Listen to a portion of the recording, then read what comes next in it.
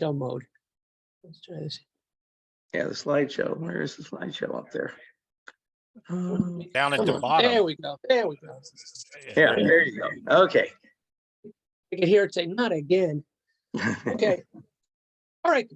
Well, welcome everybody to my presentation here of the constant plate varieties for the Kolozsvar and Nagyvarad overprint issue. It's kind of funny because I've been on the list to do a presentation like this for a long time. I originally was going to be doing the how to become an occupation expert, and all of a sudden things changed when I got a simple email from Alan. Alan had a customer of his who had purchased a rather substantial sized collection in Canada for the Romanian occupation issues. It was a customer who basically didn't know anything about these things. He even had contacted Alan for a copy of my catalog, which he then used to go through the collection, pick out a bunch of stuff which he wanted to sell, and then he wanted to sell the rest of the collection, as one big lot. And this was all stuff I could help him with. So we started talking, and a very big problem developed pretty quickly. This was a 19-volume collection, huge. And he's in Canada and I'm in New Jersey. So it's like, uh-oh, how do we get this 19 volumes down to me? And luckily, I had a good friend of mine, Leslie Dutowski, who lives in Canada. I've known Les for a long time, and he likes to buy collections at auction and break them up and sell them on eBay. And for a number of years now, he would come down and visit me every couple times a year after he had bought some occupation material, and we'd go over it. I'd pull out the fakes and we'd do that type of thing. So I contacted Les, and he said, "Oh, I'd be very happy to go pick that up and bring it down." He was scheduled to come down in the next couple of weeks anyway, so that's pretty much what happened. And he brought the collection down. The thing was mammoth, and for the next 5 or 6 days, we just sat there as like two little kids in a play yard. All this, just going through this was amazing. But this is the first time I ever had a chance to really look at these varieties. I knew somewhat about them.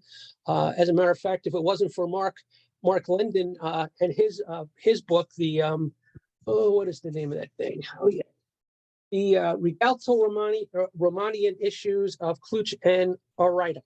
And please forgive me for butchering those names, but that's why I use Kolozsvar and Nagyvarad, because I can pronounce those. But anyway, I knew a little bit about these things, but not very much. And over the next 3 months, I have just learned so much stuff. It was such a fun. It was an adventure. It was such a fun adventure for me that I decided I would change my presentation to sharing with you with what I learned. So with that somewhat of a story, let's go right into the presentation. Okay, let's start with the overprints themselves. The overprints are basically comprised of two components. You have the circular monogram, and then you have the Romanian currency indicators that are in text. For the Kolozsvar overprints, those indicators were in uppercase letters. And for the Nagyvarad overprint, they changed to lowercase or a somewhat scripted font. The really interesting part of the overprints themselves were the monograms.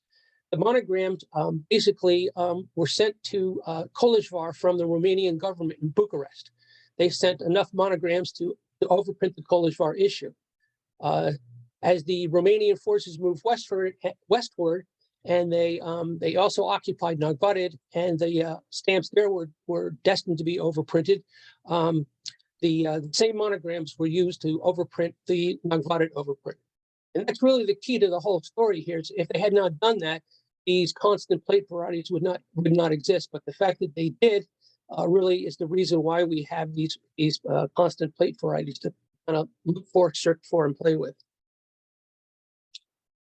So I guess the first question is, what exactly is a constant plate variety? And it's really pretty straightforward. The original 100 monograms that were supplied from Bucharest had some very interesting and identifiable imperfections in them. These imperfections normally impacted the outer ring or the inner ring of the monogram, and in a couple of cases, two of the letters and the word Rigalto also have a break in them. This one here, the illustration is one that as you can see, it's pretty big. I mean, you don't need a magnifying glass to see it. It's known as the double break in section 2, and it's these imperfections that are in a sense the constant plate varieties. They're there on every overprint plate. There's 18 of them that I found, and every time an overprinted sheet was made, all 18 of these varieties can be found on that sheet.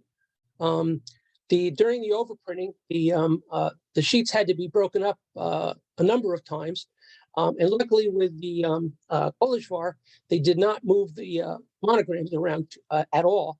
But when they did the Nagyvarad overprint, they did have to break up the sheet or unassemble it, and then they had to move things around.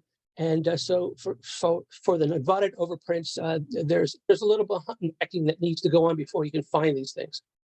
One interesting thing I found is that as I was learning about these, I learned that the folks in Europe have a somewhat different view of these constant plate varieties than I did. For me, if this variety existed on the issues of Kolozsvar and the variety existed on the issues of Nagyvarad, it was there in the beginning, it's there at the end. That's a constant plate variety, in my opinion. But apparently, some of the folks in Europe seem to think that the variety has to exist on every single sheet of every single stamp in both the issues. And here's an example, for example, of the break in the letter D in Rigalto. As you can see from the illustration, it's not a really big break. And as a result, it has a tendency of not printing when it's supposed to be printing. And there's a couple of other varieties which are relatively small in size, and they kind of have the tendency for the ink to get in there and mess up the variety. So some folks don't think those are legitimate constant plate varieties. Like I said, I'm kind of a believer of if it's on the plate and it just didn't print, well, that's in many ways makes the variety more valuable because you don't get as many of them. But I just wanted to let you know so that as we go further in the presentation and we learn where to look for these things, I know I was frustrated at many times because I would go in and I knew the variety it was supposed to be in this one position, and I'd go to the stamp and it wasn't there. This is kind of a kind of a reason for that. Here's an example of what I'm talking about. Here's an example of the double break in section 2, also known as the bullet hole. I've kind of figured if these are my constant varieties, I can call them what I want. I started naming the darn things. And here's an example where on the left, we have, it's from the Nagyvarad first printing of the Parliament stamp. This variety is located at sheet location row 2, column 4. So you know where to look. And you can see on the left, you can see clear breaks in the outer and the inner ring. But you can also see those breaks aren't real big. And like I said, as the overprinting progressed, you had issues like the plates got dirty or oily prints. But the real killer was knowing that the monograms were used in both the Kolozsvar and Nagyvarad overprints. Once you got into the Nagyvarad overprints, wear began to become a big issue in finding some of these little, small varieties. Not to mention it became a bear in trying to even figure out if the stamps are genuine or not. It's a bigger issue. But anyway, here on the right side is that same exact variety. It comes from the exact same sheet position from a similar Parliament stamp. But as you can see, the inner ring is barely broken at all. There's a good break in the outer ring, but there's an example of where the constant variety just didn't print 100% of the time. Here's another example of where you can have problems. On the left side is a simple early Kolozsvar overprint.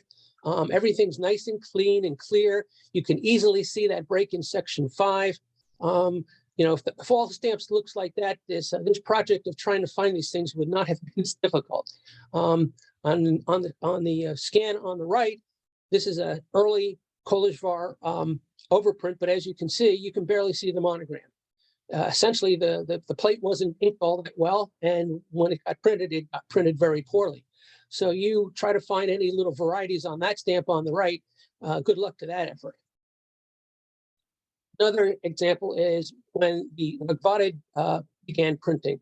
And like I said, these problems only get worse once you get into the Nagyvarad stamps.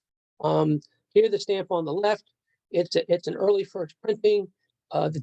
details are clear. If any of the varieties showed up on that stamp, you'd be able to see them without any problems whatsoever. The other 3 stamps all come from the second printing of Nagyvarad. Like I mentioned earlier, they have dirty plates, oily prints, and the worn prints. And I mean, you can just see from these stamps, you can't get any details at all from there. If the constant variety is a really big one, you can probably see those. But if it's just a normal print like this, it's like, you know, holy cow. I don't see very many constant prints on those kinds of overprints. Okay, so we basically know now that we know what the constant plate variety is. We know that not all of them are found on every single sheet. So our crime scene investigation for the answering the 2 big questions, how many varieties are we looking for and where are these varieties located, has begun. Let's start with the Kolozsvar issue. There's 7 different sheet configuration. There's 7 different sheet configurations were needed to overprint the Kolozsvar issue. And what I mean by that is the stamps that are overprinted are the harvester size stamp, parliament stamps, postage due, and the flood relief. Well, the basic stamp itself is a totally different shape on all accounts. So what they had to do is they started the overprinting with the harvester size stamps with Bonnie over the monogram. The Bonnie over the monogram and Bonnie under the monogram were basically, why there's a difference is because the Bonnie was supposed to overprint the word Philately or Corona on the underlying stamp. So like on the harvester size stamps, the word Philately is on top, at the very top of the stamp. So that's why the Bonnie is over the monogram. And on the parliaments, with the harvester with the Bonnie under the monogram and postage due and flood relief, the word Philately or Bonnie is under at the bottom of the stamp. And so all those have the Bonnie in that position, which basically means they had to reconfigure this printing plate 6 times. They built the first one to do the harvester size, and then they had to basically break it apart to print overprint the parliament stamps. They had to do those 2 other times to get the different currency indications from the singular Bonnie to Lehi and LEI and LEU. And so on down the line there. Now, luckily, when they were overprinting the Kolozsvar issue, the printing plates were not taken apart, fully taken apart. Matter of fact, during the overprinting, the monograms didn't move at all, even though everything was moving around and resizing and all that kind of thing. So as a result, if we have a plate variety, it's in the exact same position. It's in the exact same position on every single one of the sheet types. And I can show you that right here, where we have the double break in section 3. And in the top left, we have the flood relief. And you can clearly see where the arrow is pointing. That's the double break in section 3. And the same thing is for the harvester size with the Bonnie under, the harvester size with the Bonnie over, the parliament, and the postage due stamps. They all have them in the same sheet position. So once you identify a variety, it's really easy to know where it is on the associated Kolozsvar sheet. Nagyvarad issues, they weren't so easy to do. It turns out there were 2 different, as we all know, there's 2 different printings for the Kolozsvar overprints. And unlike the Kolozsvar, when they did break up and reconfigure the sheets in order to adjust them for the different printings, they did reconfigure the sheet completely. So the monogram started moving all over the place. So if we start by looking at the first printing, again, we have the harvester size stamps were done first. The plate was built to do that overprinting. And once that part of the overprinting was completed, they had to reconfigure. The monogram started moving all over the place, and they did the parliament and the postage due stamps. Then when they were finished printing, they reconfigured again to build the plate so it could build the flood relief stamps, and the monograms were moving again. Now, luckily, when they went from the first printing to the second printing, they left the monograms where they were for the flood relief overprints. So there was no movement of monograms at that point. And then to finish the second printing out, the monograms got moved again. What this means is that to find any one of the constant varieties for the Nagyvarad issue, you have 4 places to look. In this particular one, the harvester size stamps from the first printing The variety that we're looking at here is one that's called the main date. And I'll explain that in a little bit. But that's located on row 8, column 9, or column 10, I'm sorry. When you go to that same exact stamp, but from the second printing, that's located on row 9, column 3. So it's the exact same variety, it's the exact same monogram, in fact, it just moved its position. And once you know where that is, it's not a big deal anymore. But it's the difference between the Nagyvarad and the Kolozsvar is you had to look harder to find the Nagyvarad positions on some of these varieties. You throw on top of the fact that some of the Kolozsvar or some of the Nagyvarad stamps were pretty beat up in as far as wear and all the things we showed earlier. Finding all of these things for all of the Nagyvarad overprints it was a little challenging. Okay, so we basically know that we know what a constant variety is. We know that they don't always print. We know that they're all in the same place on Kolozsvar issues, and they're in four different places on the Nagyvarad issue. Now we just got to go and find them all. Now this part was made real easy, and it was made real easy because this part was covered real well in Mark's book. These were the three that he focused on. They were easy to see, as he said, easy to see with no magnification possible, and he gave all the positions on where to find these things. So and I call them, I call them the big three, because my guess is if anybody knows about these things, these are the three they know about. In the first one, that's the one, again, we just saw a couple of slides back, that's the main gate. Now, the reason I call it the main gate is because instead of just having a break in the outer ring of the monogram, that piece, it didn't break off. It just kind of moved down with almost like a little gate-looking little thing, and you can see it pretty clearly here in the image. And that's why there's three of these things that are called gates. The piece didn't break off; it just kind of moved. This next one is one I had never seen before I saw Mark's book. This is called the fat frame. I believe he called it something else, maybe less intrusive than that. But when I was working with Les Dutowski, we ended up calling it the fat frame. And the last one is the small gate. And as you can see, this one looked very similar to the first one in the sense that that little gap in the monogram didn't break off. It just kind of moved a little bit. And the thing looks like a little door. So that's where the name gate came from. Like I mentioned, these are the most well-known of the varieties. And also underneath each one of these things, I'm showing them what I call the map coordinates of where they can be found. So if you ever want to go from here and check some of your sheets, this is where you'll find each of the different errors. This is kind of a funny story here, is again, after doing Mark's 3, which we knew all about, we had to start searching in what other varieties exist. And the collection we had picked this off from was, it turns out the fellow who owned it, his name was George Friedman, and he was a former member of our society. He passed away a while ago, but he had an enormous collection. It was all in loose leaf binders. They were just 8.5 by 11 pages, separated with these little tabby things, and each tab was one of these varieties. So we had and all the letter varieties and everything.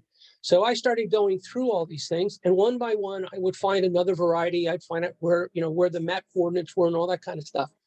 But we had gotten down to, I had found about a dozen of the 16 varieties that I had ended up finding. And one day I was out walking my dog Toby, and I'm just walking along, thinking about this thing like I was doing forever. And it dawned on me, it's like, wait a minute, you dummy. You have a proof sheet in that collection I bought, and this is that proof sheet.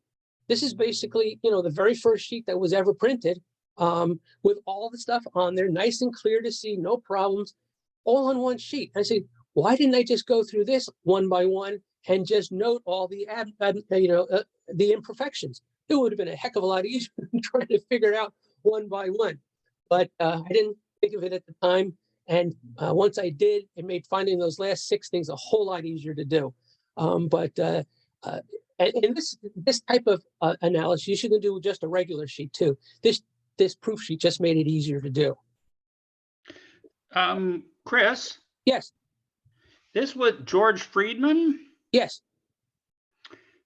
Just as a bit of an aside, a buddy of mine bought a box of he bought this box from Maresh in Toronto at the last auction or a couple of auctions ago. Mhm. And he bought it for the copy of the Monographia in it. Mm-hmm.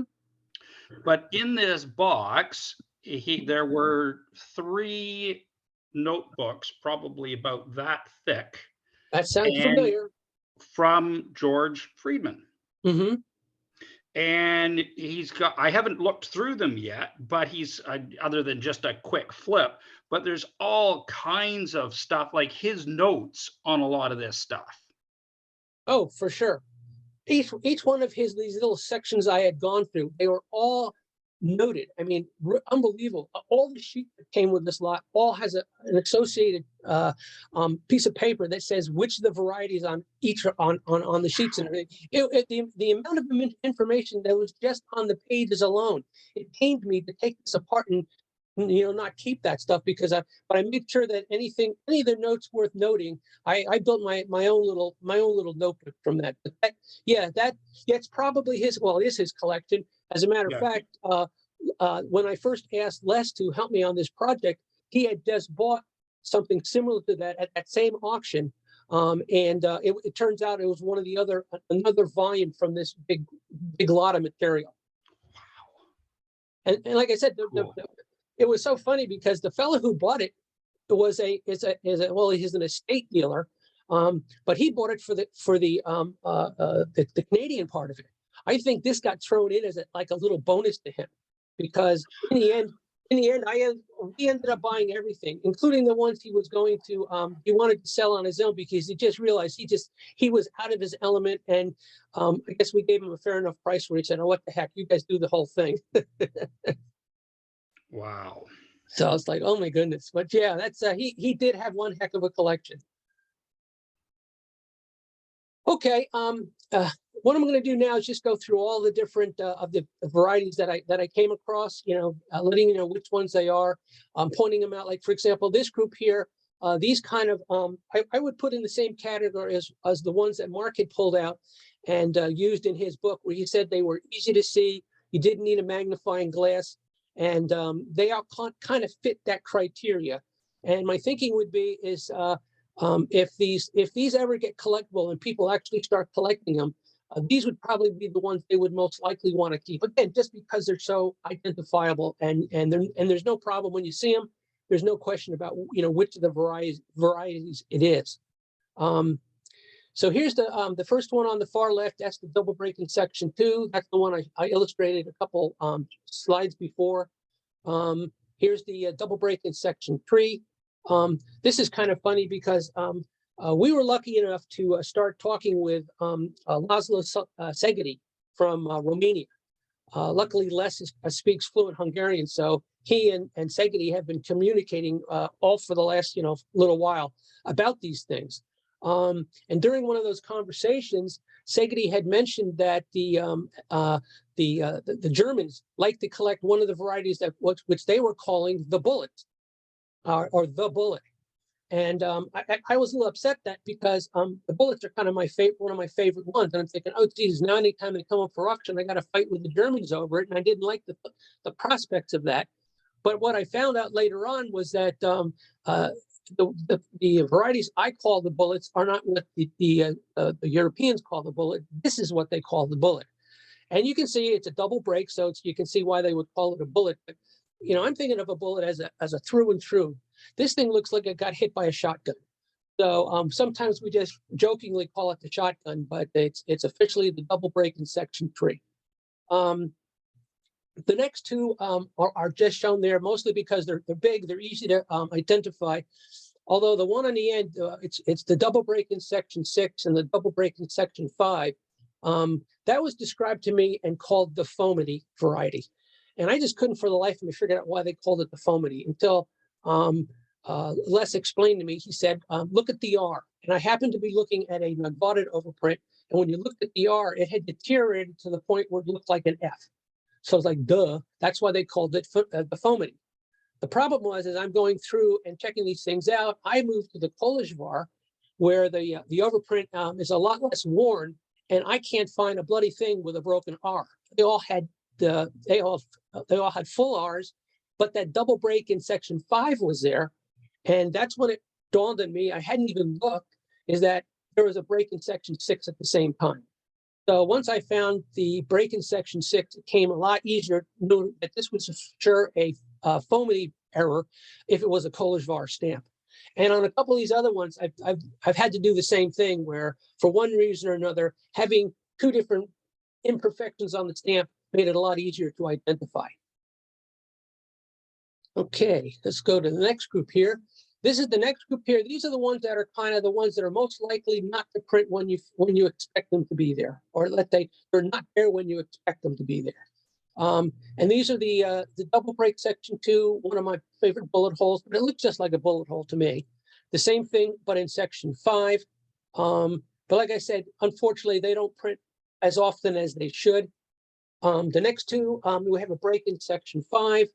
And that's when I found another variety where there's another break in section 5. But when you see them under good magnification, you can see it better, although you can kind of see it pretty well here. First one, the break in section 5, is pretty big. The West Gate, which is again one of our gate issues, it's smaller, it's down a little lower, and the piece didn't break off. It just kind of bent in and looks like a gate. But those are 4 more of them. And then here's the last of them. And these are basically, I would call, very small, somewhat insignificant breaks. There was only 3 of them. Although it's funny because the single break in section 3, this was one that Les had found. And what we were doing over a number of weeks is that he would be going through a half of the collection, which he took back with him when he left. And I was reviewing the other half of the collection, and he kept sending me these scans. And he would say, oh, I found another break. I found another one here. Just good, that type of thing. Well, he kept sending me these scans of this break in section 3. And I had never seen it. I hadn't run across it yet. I hadn't run any tabs that had it. So I finally investigated, and sure enough, it was a legitimate break. But when I looked at it, and by the way, all these scans that are showing here come from that proof sheet because they're nice and easy to see, and all the details there. And when I noticed the section 3 break, I also realized there was another bullet. So I was happy. I was a happy camper. The last, the number 4. We'll be talking about that a little bit later, but that's just one. It's just a simple break in section 4. Another one that I found later on because it was so small, but it was there, and I checked it out, and it was a legitimate constant plate variety. The single break in section 6. That's just another one. You had the big break in section 6, then there was this one, and that's the other thing I didn't mention. There are other imperfections on these sheets as you look at them, after they've been printed. And most of these, some of them are pretty substantial. I mean, breaks as big as some of the ones that are constant, but for some reason they were just one-offs. They were just, the ink didn't stick on the plate well enough, and it just, basically it's just there for one printing and on the next printing. And for some reason in section 6, there seems to be a lot of those. Here's the thing on the 4 I wanted to tell you about. This is the when I was searching for the backup to where this break is located, I started pulling out sheets and comparing, looking around, and I found all of a sudden I started finding there wasn't just one break in section 4. There were actually 2 breaks in section 4. And I found the 2 breaks on multiple sheets, so I know it just wasn't an anomaly. So now the question became, how do I tell them apart? And I'm somewhat of a perfectionist when it comes to stuff like that. So I started looking elsewhere on the monogram. I was looking at the letters. Maybe there's something there that can help me. And after checking through a couple of sheets, I finally found it. The smoking gun that lets me to tell the 2 apart. And that you can see on the second scan there. It doesn't show all that well because it's a really small thing, but it's there when you look at it. If you look at the backward looking F on the right side of it, up towards the top, there's a little break there. And it may seem insignificant, but it allows you to tell these 2 apart because every time you have the second version of section 4 break, that break is also up there, which I'm kind of a nut about this stuff. So I thought that was pretty cool. So, and I just like it now because it took me so long to figure it out. And last but not least, we have our 2-letter varieties. And as you can see here, the one on the left is a break in the letter G, and the one on the right is a break in the U. For some reason, the U prints better. Almost every time I go to the position where the U is supposed to be, it is in fact there. But for some reason, the G doesn't like to print, and I know it's there. And I do know this is the one that well, it was Segedy, but actually when I was saying the Europeans and I had a difference in what's a constant break, and it was actually me and Segedy had a disagreement. But he doesn't believe this is a constant break because it's not there all the time. But like I said, it's there, and it's kind of neat when you find it. All righty. Okay, now we come to something I'm pretty proud of, and I know it's been used a lot, but with these 12 constant varieties and the 2-letter varieties, things were starting to get really confusing on where they were. Where were they on the sheet? I knew I wanted to look for the big break, but it was a V10, and where is that type of thing? So I remembered I came up with this little sheet map here when I was working with Chaba on our article about Seged. And we were going through the Seged, and we found all the different breaks, all the different varieties, and you know how many there are for Seged. And I built this little shell of a sheet, and then just started filling in where everything was. And I did that for all of the different sheet configurations here on the Nagyvarad and Kolozsvar overprints. And I call it the treasure map. And the reason it is because now you can take your sheet out if you have a full sheet, and you can just compare it right to this thing, and you'll see that all these things are exactly where they're supposed to be.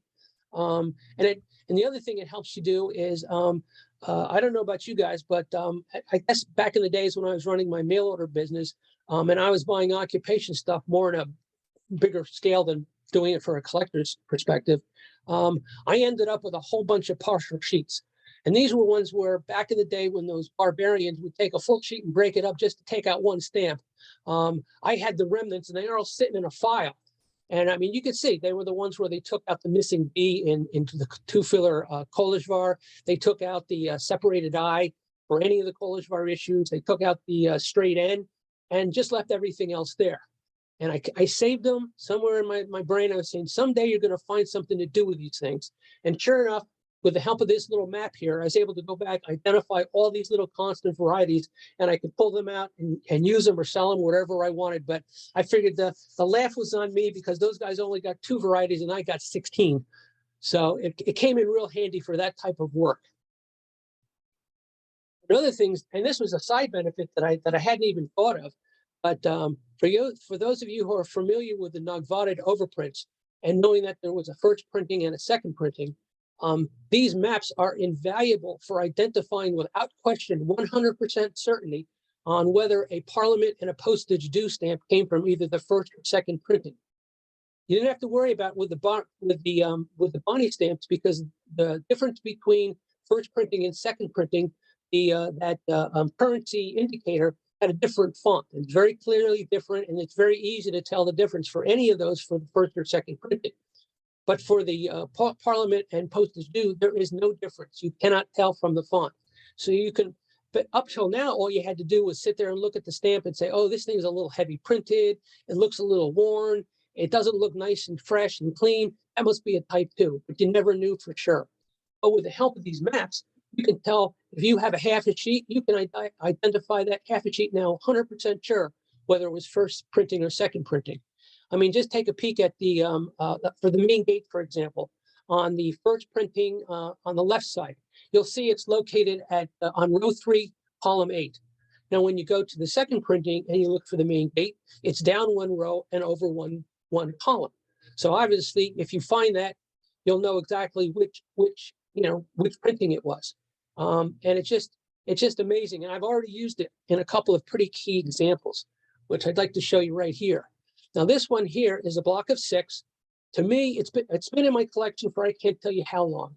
I couldn't tell for sure if it was a first printing or second printing, but I was hoping it was the second printing because they're a lot scarcer than the first printing.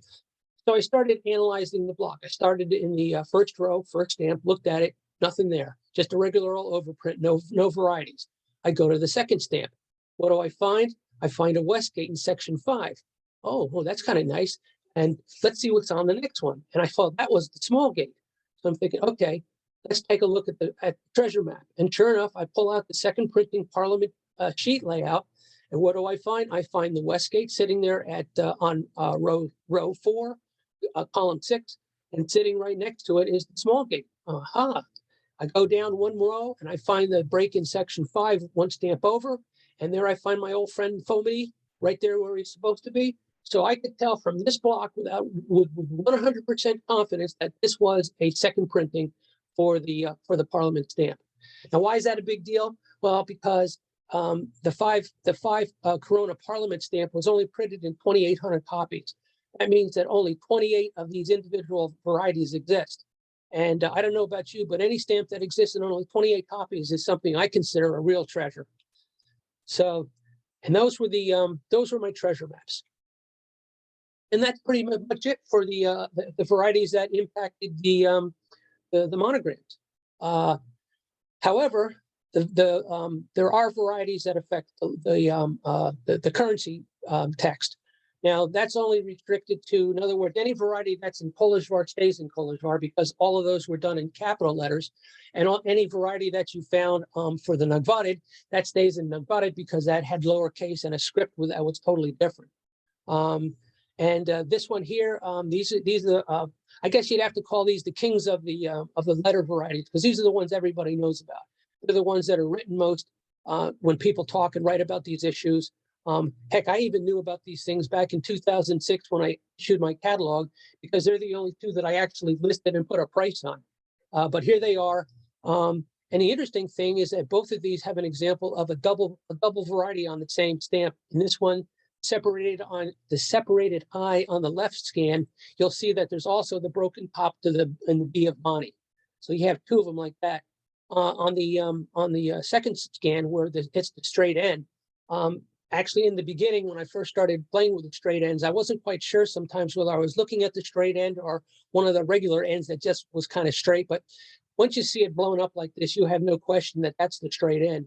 But what I didn't realize until just a little while ago was that on the same stamps that have the straight end, they also have the break in the U, which is kind of neat because now you have a counterbalancing thing, checks and balances, so to speak, which sounds real good on paper, but when it bites you in the butt, it's not so good. And what I mean by that is in this collection, one of the key items that I noted very quickly, they had a 10 filler harvester stamp with a straight end. That is one of the most rarest of the overprinted values. There was only 4 sheets printed. And in order for it to be a straight end, there's only 4 of them in existence. So I'm thinking that was going to be my pride and joy out of this collection. I even posted it on Facebook on the occupation forum there, and unfortunately, that's when I learned about the break in the U, because the guys came back right away and said, "That can't be good because the U isn't broken." I'm thinking, "What are you talking about?" And I went back and said, "Oh, geez, the U has to be there." And instead of being my pride and joy, now it's my embarrassment of the year because it turns out that it turned out to be a forgery.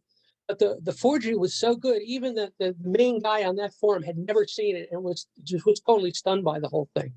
But it's funny how sometimes things come around and bite you in the butt. Sorry, Chris, just before you carry on there, the spaced I, or distant I, is not constant. It comes and goes. In the very early printings, they try to put it right and push the I back in. Yes. So I think the Express, 2F Express, and the 2 filler harvester. Yeah. Yes. So it's pretty constant, but for this, not quite. That's true. Very good. Okay. I told you I'd get you a difficult question at some point. No, you just uncovered one of the things that was like pretty straightforward to do. But you're right. And that's actually kind of a fun one to try to find full sheets where you have examples of both of them in the sheet. Okay, this next group is just a couple of the letter varieties that exist for Kolozsvar. One of the ones that's probably the most plentiful of them all is the one in the upper left where instead of an I in the word Bonnie, it's actually a numeral 1. And that exists a number of times in the sheet. This one's a little difficult at times though, because the top serif on the one tends to wear off pretty easily. So you can find one that looks like the one, because if you notice, the one is a lot skinnier than this one on the stamp right next to it, or any other ones on the scans here. And usually that's a good indication of whether it was a one or an I. But I get a little antsy when I don't see that serif. But so I decided I'm only going to collect the ones where you can see the serif. But that's pretty common. The next one is one where it's a small a. This is one I was actually going to talk to you, Mark, about this one, because I found, in addition to the this a where it's the position is in your book, I also found another a where it looks like it's short, because relative to the two letters on either side of it, it's decisively lower. But it's also, turns out the whole a has shifted down. So it's actually, I wasn't sure if we call that a short a or a shifted a. Are you familiar with that one at all, Mark? No, I'm just looking at it, and it looks like I've only got one eye, as you can see at the moment, but it looks like the B and it's the A and the N are lower than the B and the I as well. Exactly. That's why I called it the small and a. so I'm just looking at the what I've got in my book, and it's distinctly different. So yeah, I would think it's something. It looks like it's different to me. Okay, good. The wavy A was one that I was having trouble finding because there was times when I would go to the locations where it was supposed to be and there was no broken A, or there was no wavy A. And then I would go to one and I found this thing, which looks like, and it looks just like the one that's in Mark's book. And so I wanted to show it as a picture because I think it's kind of neat when you see it correctly. And then all of a sudden it dawned on me is that this might be a progressive error. This might be one where the A started out perfectly fine, and sometime during the overprinting, something hit that A and broke it. And instead of breaking it away like they did on the monograms, it actually just pushed two sections of the A inward. And if you look at the way that thing is wavy, that would kind of describe why it looks like that. And that was one of the things I was going to work with Mark on also, because I thought that might be an interesting thing to try to track down. We have the clip D down in the bottom left. That's an interesting one too, because when you look at that under high resolution, you can see there's a clear mark in the B where it was printed that way. But then there's other times when you can come with something that looks kind of like that, and instead it's actually just rounded. So that's one of those ones where it's not clean all the time, and I'm not a big fan of those. The concave B is another one which, once you found it, it was kind of neat looking. So I wanted to show it here. I also found that one that Mark had in his book, the tall A. That's kind of cool when you see that one. Again, it's finding one that you can tell for sure it's the real deal. And when you see it, it's really distinctive. And I would say Mark's book is by far the best place to get a full listing of these things. I think he covers at least 15 of these varieties. I wanted to show you basically 5 that I kind of like, but all of them are listed with map coordinates, as I call it, in Mark's book. Chris, going back to the previous page, a couple of those, the I and the B underneath it, and the B at the lower left, couldn't those be inking problems rather than? They could be, and in some cases they are. However, when you find an error like this and you find it at a certain position on a sheet, the first thing you do is go find similar sheets and check to see if that anomaly is there on that sheet as well. And when you find sheet after sheet where that anomaly is there, that's when you can kind of conclude that it's in the print itself and not an anomaly due to printing. Okay. And a lot of times, you do that, both on the letters and on the monograms. There's times when you'll find one and you'll swear that that's a constant plate variety. But Chris must have missed that. But it's literally there, one stamp and gone the next stamp. But that's the way to check it, by verifying it. And there's a lot of verification that goes on, needless to say. These are just a couple more Kolozsvar varieties. These are the ones I kind of like. The one on the left, you can see where the L is pretty noticeably flipped off. It only exists once in a sheet, as do all 3 of these. So these are pretty scarce when you see them.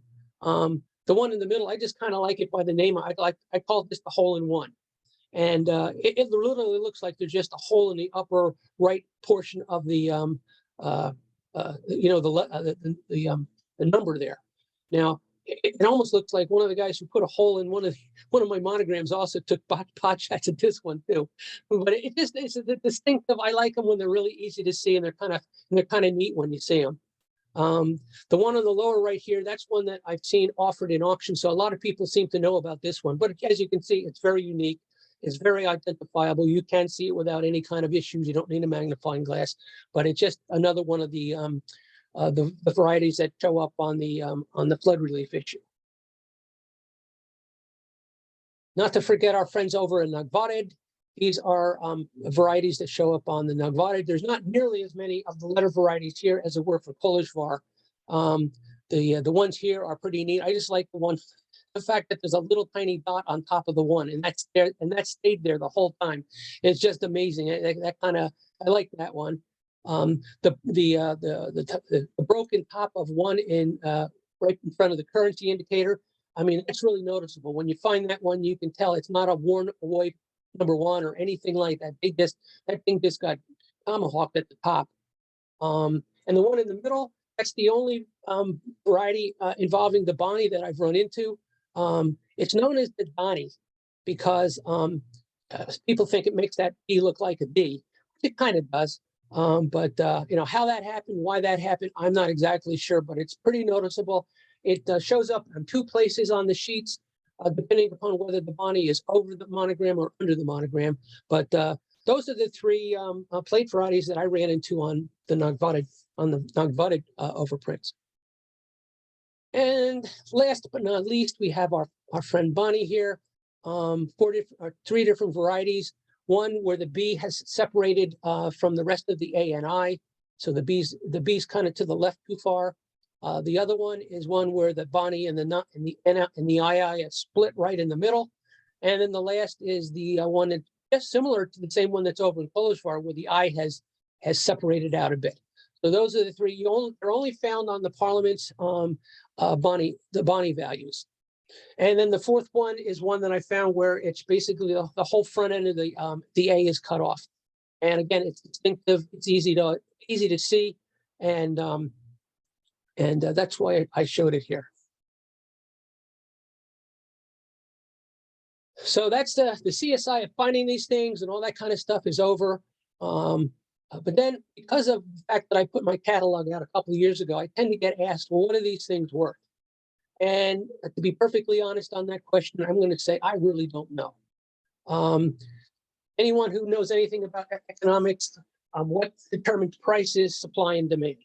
Now, from the story of the supply side of things, if it was only the supply side of things, these would be the most popular things in all of occupations, because in many cases, there's just so few of them. Take, for example, the 15 filler harvester white numeral stamp. That's normally, I think, a $4 stamp in the catalog. There were only 8,600 of them printed, which means only 86 stamps were printed. And that means that there's only 86 of each of the individual constant varieties. Now, if the stamp was a normal stamp, just regular part of the issue, and it was printed in 100 printed quantity, one sheet, that carries a catalog value of $125. So as you can see, here we have a $4 stamp, where if you had the whole sheet, you actually have 18 varieties of something that's worth $125. It's not going to work out that way, but you can see what I mean by these things could be worth a whole lot of money, depending if more people collected them. Another example is the 15 filler Carl stamp. I'm putting this one in here because I did find a lot of these stamps in George's collection. There's only 2,000 stamps were printed, which means only 20 sheets were printed.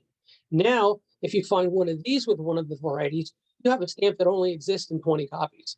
Who knows what something like that is worth? So from one perspective, the supply is deeply in favor of our little varieties here. What makes it not so good is the demand side of things. Unfortunately, I don't think a whole bunch of people even know these things exist. I know I've been collecting stamps for most of my adult life and only learned of 3 varieties from reading Mark Linden's book a few years ago. And up until I bought this collection here, I really didn't delve into them all that much because I actually kind of used to laugh when you would see these things offered on eBay. These fellas from Romania, and they would always list these stamps, and they said block of 4 with errors, and they offered this big gigantic price. And it's like, what are you talking about? They never said what the errors were. They just said it was errors. And I used to joke because I knew there were varieties here and there. And I used to joke that you could pick up take any stamp out of the sheet and you're going to find an error there, which isn't exactly right, but you know what I mean. So unfortunately, the thing that's killing us is the fact that nobody collects these things. Figuratively, I know Mark and I do, and I know that Sagan does. But anyway, to answer the question, I figured I have to come up with something like that. And so what I did is I took the same process I applied to the 2 varieties that I did list in my catalog. I'm going to explain to you how I came up with those values, and then explain what I would do with them here for these constant varieties. I don't want to take too long because this can get a little crazy. In my catalog, I assume that the Bonnie with a separated eye and the end are going to be less popular than a basic stamp, only because people like to collect the basic stamps, but they don't want to collect the varieties. So there's going to be less interest in them. So as a result, they can't be worth the same. And what I ended up doing is I took 50% of the value of the normal occupation stamp. For example, in Kolozsvar, the 2-filler newspaper stamp with a separated eye only has 108 copies printed. I compare that to the normal stamp of 120 of 100 copies. And I take that number, divide it by 2, and round down. So let's go through that real quickly again. Basic stamp, if it has 100 printed, it's worth $125. These varieties, they're worth half of that. And so I came up with $50. And that's what I did for that whole section in my catalog. It was just, how do you do this? And the interesting part is, over the years, I've actually seen the stamps trade pretty close to the numbers I have in my catalog. In certain cases, they're way higher than that. In certain cases, they're lower. But for a kind of a out of the sky estimate, it worked out pretty good. So what I decided to do on these constant varieties, I figured I'd break them into four groupings. First class values are the ones that Mark had pulled out.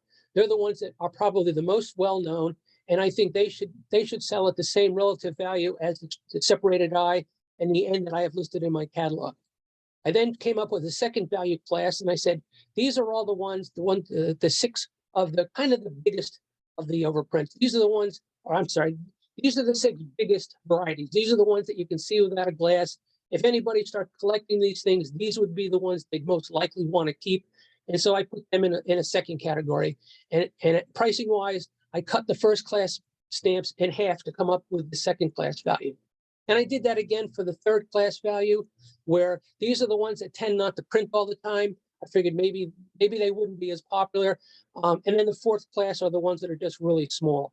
The whole idea here is to start with ones that are the most likely to be collected and then discount them for the ones that are likely to be the less popular. So it's a popularity ranking type of thing. I have really no idea whether that's going to work or not, because I know, I got to tell you this story. It was really funny. There was an item right after I finished this. There was an item listed on eBay. It was for the 35 filler Kolozsvar flood relief stamp. In the catalog value, it has $10. And this fella, I believe he was from Romania. He was listing his stamp for $50. So I'm thinking, like always, they tend to overvalue their stuff. But what I didn't know is whether he noticed that stamp had the broken U in it. And I'm sitting there thinking, that's pretty good. I mean, if that's got the broken U, that's probably worth $50. Problem is, I got that out of my collection, so I didn't need it. So instead, I just watched it to see if it would sell. Sure enough, it went to 6 days. Nobody bought it. What's the seller do? He relists it. He goes from 50 down to 40. So I'm thinking, let's see if anybody buys it for 40. About 2 days later, this listing disappears. I'm thinking, maybe someone bought it. So I researched it, and I found that the lot had been stopped because it was no longer available. We all know what that means. But it turns out it was listed for a third time. Now this time, the third listing of the same stamp had the picture of the stamp and a big enlargement of the broken U. Somebody must have told the seller it had the broken U, or he just didn't notice until the third time. But he obviously now knew that this thing was the broken U, and instead of asking $40 for it, instead of asking $40 for it, he changed his price a little. He asked $200 for it. So there you can see some people highly value these things, some people not so much. And basically, as time goes on, I think we'll get a better idea of what the kind of values are. My suggestion is if you're interested in this stuff, go to your collection and look to see if you've had them all along just sitting there and you never knew they were there, because that's exactly what I did. And that's exactly what I found. And after I did that, I went back to my stamp inventory from back in the day when I was a mail order dealer, and I went through my entire inventory, and I must have pulled out dozens and dozens of these things. Most of them not the most common values, or most of them were the common values, but I pulled a couple really good ones out of there, and I can't believe they had been sitting in that envelope for 15 years, and I never even knew it. So, Did the eBay seller sell it? I don't know. After that, I just laughed real hard, and then I figured but I should have kept watching. But my guess is that nobody in the right mind was going to pay him $200. Yeah, probably not. For that. I mean, my experience of this, Chris, is like yours. It comes from, I collect Romanian stamps and occupation, and not Hungarian stamps at all. So I'm a bit of a stranger here. But the Romanians are very interested in fly specks. Oh, they are. And coming and going, and I think it comes from, they see a spot and it's a variety and it's very rare. So yeah, it's price is what someone's willing to pay for it, really, isn't it? Yeah, that's true. Well, that's really nice to know. I'm gonna have to change that slide. I mean, personally, I wouldn't. The first three categories of pricing I would all put together as the same thing. They're all good ones. I like them. Some are easier to find than others. Some show up all the time. Some don't. But I would probably value those all together. The ones that the minor ones, I'm not going to tack 90% off the price like I did in that slide. But I would probably cut that down a little bit. That's just me. I mean, it was funny because as Les and I were taking this collection apart, we literally started on my kitchen table, and on the kitchen table was an entire stack of sheets that we had to go through. And it had to be 2 feet high. And we also knew that it started with 38 volumes. Oh, not 38 volumes, 18 volumes of material. And it was also funny to see how Les had changed his interest in all this stuff, because in the beginning, he didn't want any of them. He didn't want any of the values whatsoever. And I'm thinking to myself, yes, that means I get them all. But by the time we finished, he wanted them all just like I did. And we sat there laughing at each other saying, look, you're going to have the 19 volume collection too. And so it kind of sucks you in when you start getting into this thing. And the story is so fascinating. And that's really what caught my interest, and really why I made this whole presentation, was because it was just so fun to do it. But it would have been a lot nicer if I could have sat in your position right about now, and it wouldn't have taken as much time and effort to do. But with that said, and that kind of sums me up here, is that this CSI mission, which was such a fun thing to do. I know I've learned so much from it. I've met new people. I wouldn't have gotten to meet Mark. Les wouldn't be a fellow collector like I am. I would have never been able to communicate with Tegedy from Romania. It's just been a blast, and I'm just looking forward to where we go from here. In addition to that, I'd like to thank a couple people, and obviously starting off, I want to thank Alan, our president here. If it wasn't for that silly email you sent to me, I wouldn't have known anything about this stuff, and I'd still be, sitting there happy with all my Nagyvarad and Kolozsvar in one volume in my collection right now. Mark, I want to thank you too for that fine work that you did. You got me interested in this stuff. You set the roadmap. And I've just been able to follow it, and hopefully you and I can work on this stuff down the road for hopefully many years. My friend Les was going to be on this call, but he sometimes has trouble with hooking this stuff on his laptop. And last time I talked to him, he was having trouble, so I kind of figured he wouldn't be there. But I'm thanking him too, because without his help, I would have never been able to get that collection down from Canada. And then for the next couple of months, helping me break it down. And it was just so fun to work with him. And I look forward to his next visit, which I hope he makes, because believe it or not, he's really good at telling these occupations, knowing genuine from the fakes. And the last person is Chaba. not so much for his work here on this presentation, but for the ones we've worked on in the past, and for just being there for every time I have some crazy question. He's been a great sport about it. I'm sure I would have never been able to pull this this presentation off without his help. And I hope when he sees that, I hope I did him proud. And with that, I say thanks for everybody listening, and we can break now for any questions, if there are any questions. Oh, I did it right.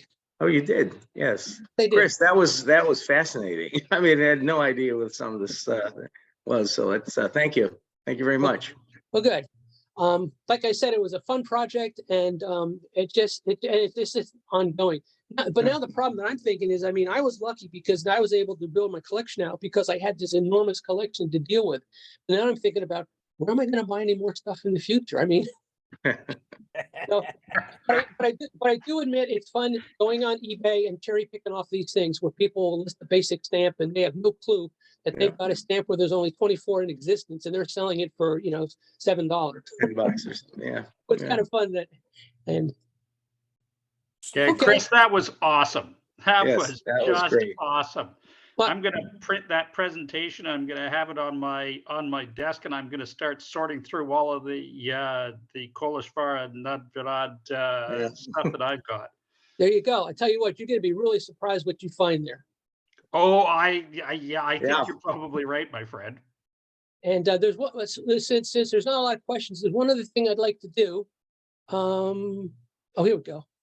I have a couple things that during the understanding of this, I made a couple things.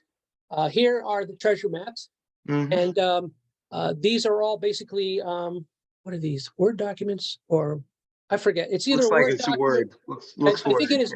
Yeah, it's a Word document, and I have made one for each of the different issues. I believe there's 5 of them for Kolozsvar, and there's, I think, 6 or 7 of them for Nagyvarad. And they list all the things. I'd be more than happy to send anyone who has interest, been perked on this. I'll be happy to send you copies of this, and it will make things a whole lot easier. Please, Can you Just send me an email, and that way I won't forget who has asked for it. Chris, can you send them to me if it's okay? We'll put them up on the site because we'll put the recording up. Oh, okay. And the PowerPoint and any supporting documents. So it'd be good to get it up there if you don't mind. No, that'd be fine. Yeah. Another little tidbit I think you might find interesting is this one here. This is something I kind of put together as I was going through these things, and every time I found a new variety, I added this to this list. And so here we have all the varieties. We have some of the letter varieties. It's all the stamps on the left don't turn out all that good, but it's an example of the variety on a stamp. What's more important is what's on the right, so you can get a feel for what these different varieties look like. And as you get down into, I think it's about an 8-page document. It becomes really helpful, and it also comes with the map coordinates, so you know where on the sheet you're supposed to look. So I have that document if anybody's interested.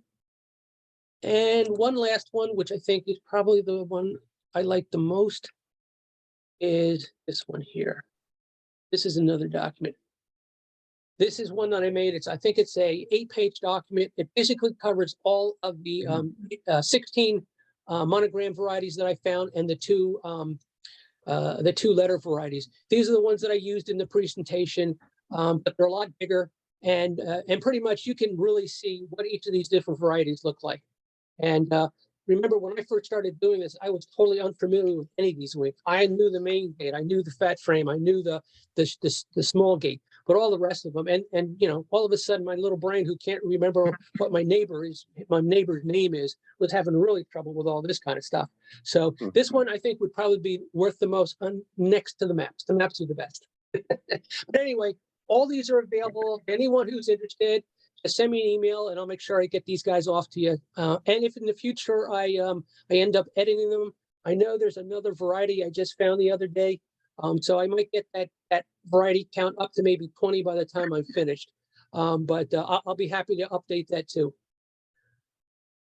And that is for sure completo. I am done. Well, thank you again, Chris. That was great. That was excellent. Yeah, So I have a couple questions for Chris. Oh, good. Sure. Sure. Um, Which order? the scarcer items have been extensively forged, correctly? Is that Well, correct? actually, all of them have been forged because, oh, but you're right. Okay, I'm thinking cheats. Every time I do this, I think cheat. But you're right. Individually, the better stuff has been extensively forged. That's correct. How do you tell them apart? Well, there I would look at the same criteria that I would use to tell it apart from a regular stamp. There's ways to tell them. Now, as far as if somebody was good enough or smart enough to, or even know that these exist, and I'm talking now these constant plate varieties, but on one of the better values, I would imagine that's going to be pretty straightforward and pretty easy to tell. If you could tell it for a regular stamp, you'll probably be able to tell it for the better stamp, because now they're not only faking the stamp, they also have to fake the break. And that's not going to be as easy to do if you know what to look for. Mhm. Does that make sense? Makes sense, yeah. Yeah. Second question is, are you going to do an update to your catalog with everything you found? That's something I'm definitely thinking about. So will this have to be the biggest thing in terms of quantity of new things to put in the catalog? One of the things that I wanted to do for a long time now, I just don't know how to do it, is what I'd really like to do is to redo the catalog, but in a digital format of some sort. Mhm. So you guys could have it on your computer. If I did it that way, I'd be able to put a lot more stuff in there. I could put a lot more backup stuff in there. And the biggest thing is I could do it in color. It's amazing what the difference is when it's in color and black and white. Yeah. And one of those, the first thing I showed you as the extra items I'd be willing to send you where it was done in color, that thing is horrible in black and white. I mean, and I just thought of that. Next, I'm going to send you files. I'm going to send you files that way. But that's what I'd like to do. But yes, because there's a lot of other things that have changed since I last did my catalog. There's a lot of new information I know, especially the stationery has been greatly expanded. And of course, there's a ton of stuff that I have, just little things here and there. Matter of fact, I think my catalog's right here. It's getting more and more difficult to use my catalog when I'm trying to work on things, because I'll show you a normal page. Here's a normal page in my existing work catalog. As you can see, there's these little yellow stickies all over the place. And it's really hard to look at the basic catalog itself when I got to look under the stickies. So I'd like to get a version now without the stickies. But yes, when it will happen, I don't know. But it's definitely something that's on the drawing board. And then the final question, how difficult is it to find these issues used from smaller towns and villages? I would probably say next to impossible. Reason being is that finding used occupation stamps is not easy to begin with. And most of the used stuff that's out there was all done at the main post office in Nagyvarad or in Kolozsvar or Debrecen, or even some of the other ones. So you're starting off with things that don't exist all that easily anyway. You put on top of that, you're going to want to find this in a used stamp with a variety that only exists 1 in 100 in a cheat. I just got to say that it's probably not going to be that easy to do. However, with that said, I do remember when we were breaking up this collection, on almost every one of the varieties, there was at least 1 or 2 stamps used. Now I don't know what the town was, because I ended up giving them all to Les, because he collects stuff like that. He's Hungarian, such as yourself, and he was interested in that stuff. And I just can't read the town, so it takes all the fun out of it. So I could say there were definitely ones that were used. Whether they were small towns or not, I wouldn't have any way of knowing, but I would really suspect that they probably wouldn't be too easy to find. Okay, I found a source that gives the 2010 Hungarian census population for about 13,000 different locales. Mm-hmm. And I have it electronically. Would you be interested in getting a copy of that? Oh, yeah. Yes, sir. And it's arranged by the major districts, and then under that, so you can isolate these things fairly quickly. Oh, that would be perfect. I mean, that's going to help me more, not so much here in the occupation arena, but I like to just collect postal history, postal, just basic envelopes, usages and stuff like that. And having that for the earlier Hungarian stuff would be really cool. So yes, I would appreciate. I'll trade you that for all my stuff Okay. if you would be interested in my stuff. Yes. Chris, Yes.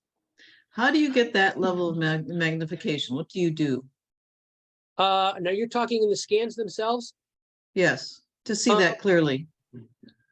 I'm thinking, if I'm not mistaken, I believe for the I don't know if you can see what's, no, you can't see what's behind my screen. That was the one where it was just the each of the individual shoot, it happens across the board. I'm usually scanning at 600 DPI. If I'm putting it into a document of some sort, I'll do it at 600 DPI. I'm finding that when you do that, and then you look at on a normal size screen, that stamp usually fills up the whole screen. But at that point, it's essentially at 100%. Find if you scan at 1200 DPI, it's still, it still can fit on your screen, but at that point, it's usually at about 28%, which means that you can blow that thing up to where you can really focus in on any particular aspect of that overprint. But those are the two settings that I'm using for the most part. The 600 when I'm doing work that's going to be in a document, and 1200 if I'm keeping an archive copy on my computer, for example. Or if somebody asks for me for a copy of a genuine, XYZ stamp, I'll send it to them in 1200 DPI. All right, thank you. You can't really do that for sheets and stuff like that. You're kind of limited, just because of the size of it. I can't remember. I think I made a copy that I usually at 300, and I did it for 600, and it turned out to be like a 13 meg file when it was finished. It was like too big.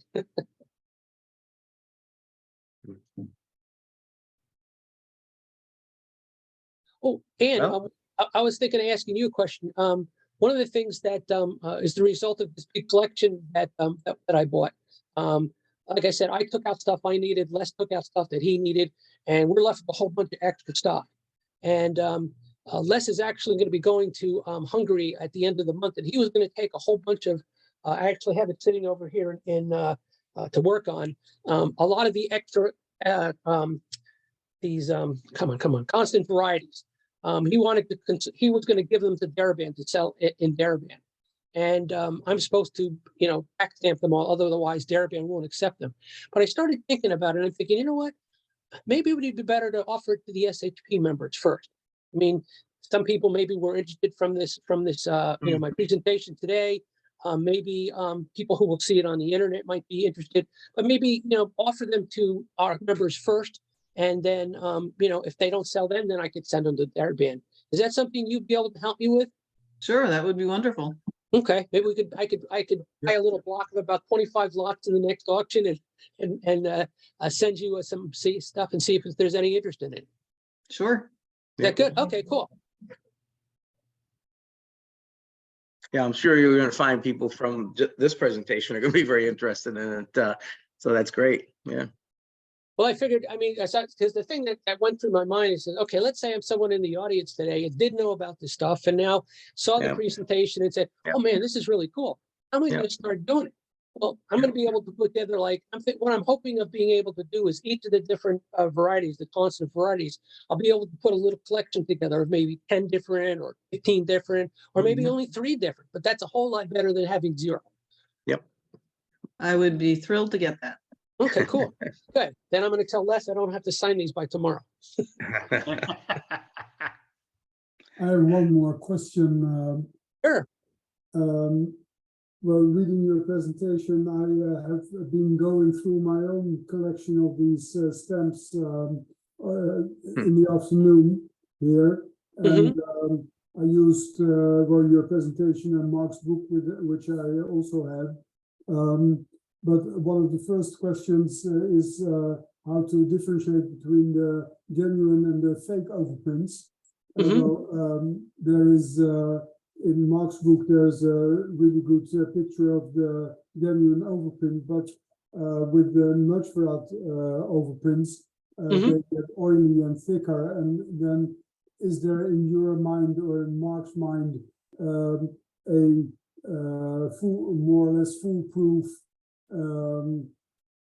characteristic of the genuine overprints in these later Nagyvarad stamps. Mark, you want to take that? Comment At all? Yeah. I think even the oilist overprints tend to have at least some of the signifying points, and I think the real answer is by looking at enough of them, you can pretty quickly tell which ones are fairly crude fakes.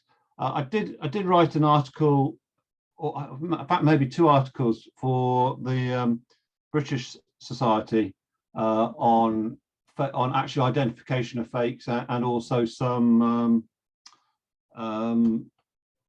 expert marks as well. There seem to be a lot of people who, or there might have been experts, there might have been dealers marked, but whoever, something on the back of the stamp. Yeah. I don't know. I saw Roger on the call. Maybe could we share that with our American colleagues? I don't see why not. I know we borrow stuff off them. I'll send it back again. Yeah, I'll try and sort them out. I'll send it over to Alan. Thank you. Mhm. Wonderful. Good. Thank I'd be you. appreciated in seeing those. Yes. Yeah. One other thing that I'm sorry, Mark, go ahead. No, sorry, I was finishing, Chris, I think. Oh, okay. One thing I'd also suggest is, because they're not that expensive and they are relatively available, is I would try to find full sheets of these first from Kolozsvar and secondly from Nagyvarad. I always joked, as a matter of fact, I still do, about these constant varieties. The best way to get them all is to buy a bloody sheet, and then you're sure you got them all. And it's very easy to do. And in some cases, I mean, these sheets can sell for $10 on many of the auctions. And that's going to it's going to do 2 things for you. One, it's going to give you indisputable reference to know how and what a genuine overprint looks like. And then second, relative to this particular issue of the constant plate varieties, you actually will in every sheet get one of each of the 16 that I identified, and you'll know where they are. If you have my treasure map, you know exactly where to look, and you'll be able to see exactly what they look like. And I certainly, under all circumstances, is try to get a half a sheet, a full sheet of the Nagyvarad overprints, because for a long time when I remember starting off, and I knew that they were supposed to be done with the same overprint plates and all that kind of stuff. And I'm thinking, why are all my Nagyvarad stamps look so crummy? I mean, it's like every single one I said was a fake. And it wasn't until I finally bought a sheet, full sheet, and happened to be a postage due sheet. And as Mark will attest, the Nagyvarad postage dues are probably some of the worst overprinted. The price had deteriorated so badly, they looked horrible. And the minute I saw that, then I realized, oh my God, all these things that I thought had been fakes were in fact genuine. And just like Mark was saying, at least I have found that even though the little dots you're supposed to look for, the dot in the G and the dot in front of the R, is gone for many of the Nagyvarad stamps. The other thing that I found is that the fakers can't fake wear. They can't make it look like a worn overprint. So once you know what a worn overprint looks like, you can identify the fakes like lickety split. So those 2 things will be really good things to help you get back that point. But there's nothing that's going to replace what Mark had said. The more of these things you see, the more natural it comes. But there's some really bad, there's some really good fakes out there. So you got to still be careful. Yeah, I would add it. What I've seen of them, and I don't collect fakes anymore because I've given up on that as a task. Is or trying to order them or find out how many or what proportions are fake. Although I gave it a stab at points, is that one, the fakers I don't think have been able to fake any blocks. So the biggest I've seen fakes in blocks of 4, but no more. But the other thing that they don't seem to be doing at the moment is scanning and copying or printing of scanned overprints onto genuine stamps. So I think you can be sure if it's genuine at the moment. I would say it's genuine. It's not being copied from electronically and then reinstated onto a stamp. Okay.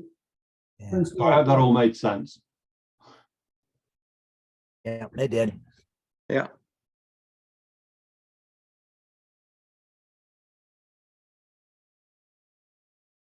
Okay, Well, anybody else? Then I guess, Alan, I need to turn this over to you or stop being a thing here. How do I do that? No, I think we're good. I'm going to stop the recording here, but Oh. appreciate everybody